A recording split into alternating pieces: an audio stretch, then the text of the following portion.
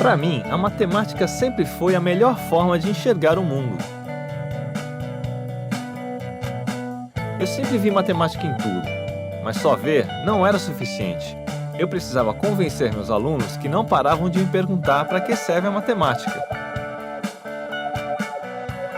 Então, eu senti o dever de mostrar como a matemática está em toda parte no dia a dia.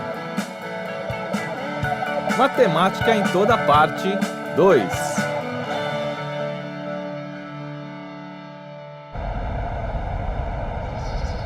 O clima sempre causou muito impacto nos seres humanos. Desde as primeiras civilizações, os seres humanos vêm observando, estudando e medindo o clima.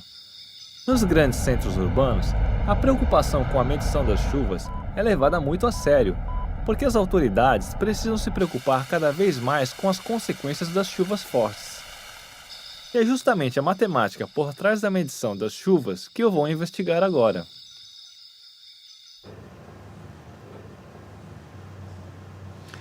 Hoje eu estou aqui no INMET, no Instituto Nacional de Meteorologia, para conversar com o Marinho, um cara que prevê o futuro, ou pelo menos parte dele. Marinho, qual é a época das chuvas mais fortes aqui na cidade? A época de chuva mais forte, geralmente, é na época do verão, devido ao clima ser mais quente, né, e se ter maior evaporação, né, de água. Como você sabe que uma determinada quantidade de chuva é alarmante? Olha, alarmante depende da quantidade de chuva que ocorre em um determinado período. Se for um período muito curto, ela pode causar transtorno para a cidade. Depende da vazão dessa chuva nessa determinada área. O índice pluviométrico registra a quantidade de chuva por metro quadrado em determinado local e período. É claro que a chuva não cai na mesma quantidade em todos os lugares. Por isso, quando se fala em índice pluviométrico de uma cidade, o que está sendo determinado é a média dos valores obtidos pelos pluviômetros espalhados pelos vários pontos da cidade. Eu vou usar 2 pluviômetros caseiros. Aliás, com esse tipo de pluviômetro simples e fácil de fazer, qualquer pessoa pode monitorar a quantidade de chuvas em sua região. E tem outra coisa interessante de se notar nesse tipo de instrumento. Se a gente coloca 2 objetos com formatos diferentes lado a lado durante uma pancada de chuva, percebe que no final da tempestade os dois têm níveis de água praticamente iguais. São Pedro, chuva!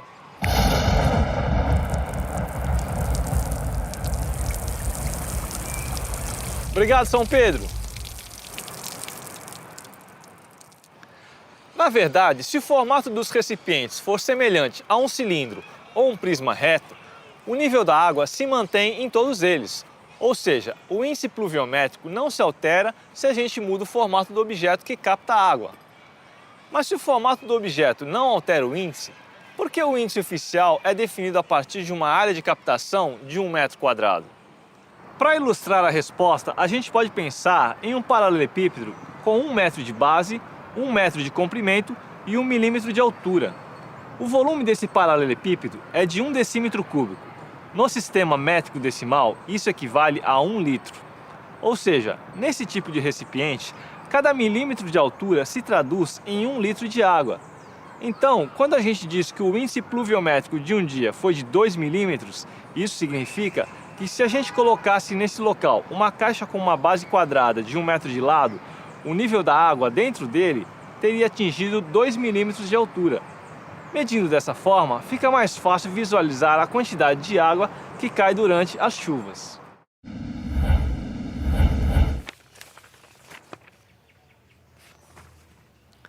Quase tão antigo quanto a prática de obter a média de chuvas é abrir o jornal e ler em tom alarmante: está chovendo acima da média do mês. Mas o que é essa quantidade de chuva esperada para um determinado mês? Como se calcula essa estimativa? É aí que entra a estatística. A base de dados sobre as médias de chuva tem quase um século de idade. Com isso, a gente conseguiu montar a média histórica da precipitação de chuva mês a mês em várias cidades. Na maior parte do tempo, as precipitações acabam ficando mesmo muito próximas da média histórica. Mas o clima não é preciso e variações podem acontecer. Com tantas mudanças, pode parecer meio complicado manter os parâmetros, mas usando a matemática, a gente pode estimar até as variações que vão acontecer. A ferramenta que permite isso é o chamado desvio padrão, que funciona como um jogo de dardos.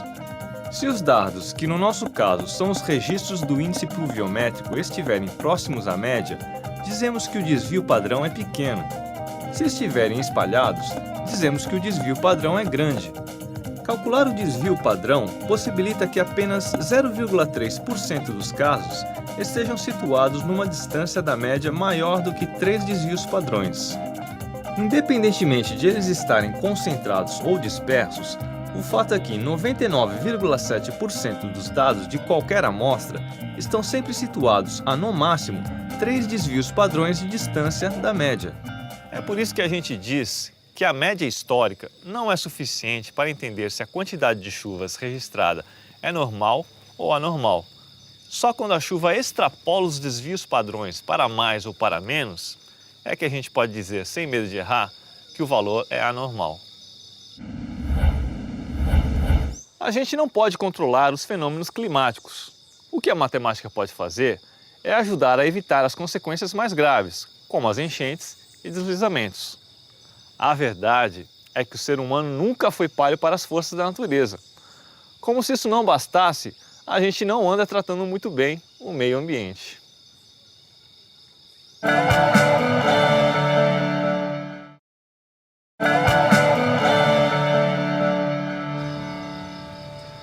O meio ambiente é maravilhoso. A luz que alimenta as plantas, a água que bate nas pedras, as sacolas plásticas que... Peraí, essa sacola não deveria estar aqui. A matemática nos ajuda a dimensionar o tamanho dos estragos que a gente causa no meio ambiente, mas também ajuda a encontrar soluções para esses problemas. E é justamente a matemática por trás da proteção ao meio ambiente que eu quero investigar agora. Hoje eu vou conversar com o ambientalista Decleve, um cara que luta todos os dias para salvar a natureza contra as forças do homem. Decleve, você acha que nós produzimos muito lixo? A gente está produzindo cada vez mais lixo. Quanto mais uma sociedade se desenvolve economicamente, né, nessa questão do consumo, mais lixo a gente produz. E existem soluções para o problema do lixo? É um conjunto de soluções, né? Muita gente fala da coleta seletiva, fala da reciclagem, ela é uma parte da solução.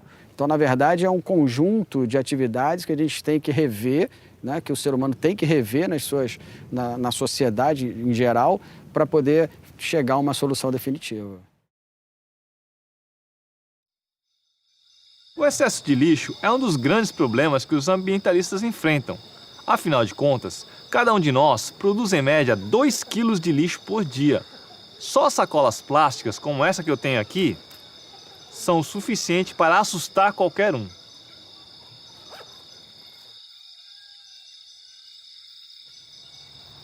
Essa sacolinha aqui tem aproximadamente 1/4 de metro quadrado.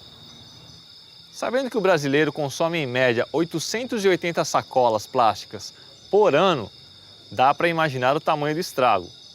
Se a gente costurasse uma malha com todas essas sacolas, conseguiríamos cobrir todo ano uma área de 21 bilhões de metros quadrados, o que representa 1,5 vezes o território nacional. Mas a sacola é somente um dos muitos tipos de lixo que são despejados no meio ambiente. Por exemplo, a maioria dos produtos vendidos nos supermercados é armazenada em embalagens de plástico, como os produtos de limpeza e os potes de manteiga e margarina. Se a gente somar toda a degradação causada ao meio ambiente e tudo que a gente extrai do planeta, em 2050 vamos precisar de 3 planetas para atender a nossa demanda de consumo. Como a gente não tem 3 planetas, o ideal é utilizar melhor os recursos disponíveis. Nesse contexto, o uso da matemática é importante porque ela ajuda a projetar situações futuras. Isso permite que a gente possa intervir agora para construir uma realidade melhor daqui para frente.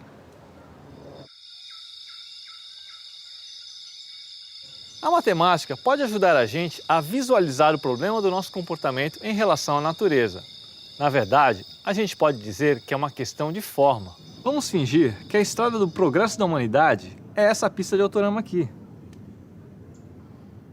Até agora, a gente construiu um modelo baseado na extração de bens naturais que são processados pelas fábricas e transformados em produtos, que são vendidos, consumidos e depois transformados em lixo. Como uma boa parte do lixo que a gente produz não é reciclável, já dá para ver onde essa estrada vai parar.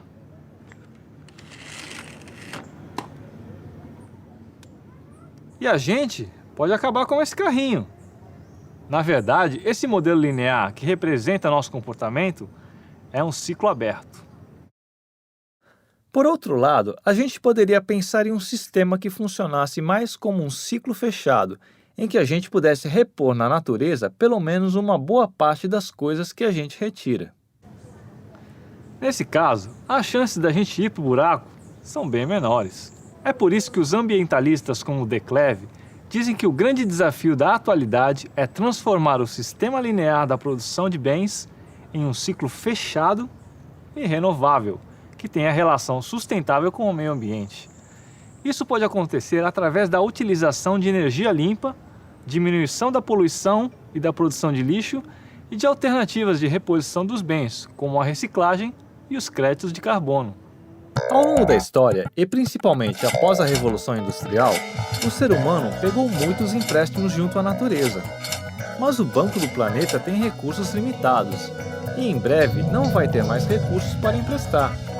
Além disso, a natureza precisa cobrar a dívida e os juros tendem a ficar cada vez mais caros. Uma das formas criadas pelo homem para pagar ao menos parte de sua dívida é estimular a emissão de oxigênio na atmosfera, para compensar as emissões de carbono. Quando a gente queima combustível ou desmata as florestas, as reações químicas produzem gases de carbono que contribuem para poluir a atmosfera. Para compensar isso, foram criados os créditos de carbono.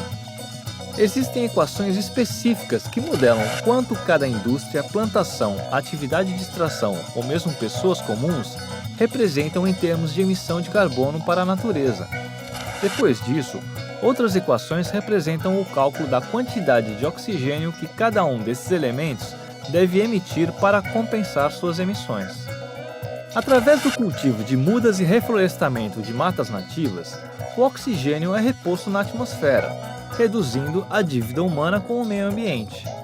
A solução não é ideal e está longe de significar que todos os problemas estão resolvidos, mas já é um grande passo para a humanidade sair do vermelho na dívida com o meio ambiente. Como minha avó já dizia, prevenir é melhor que remediar. Seja na prevenção ou no remédio, a matemática sempre tem uma ferramenta para oferecer. Mas observar o meio ambiente não é só uma questão de prever ou solucionar problemas.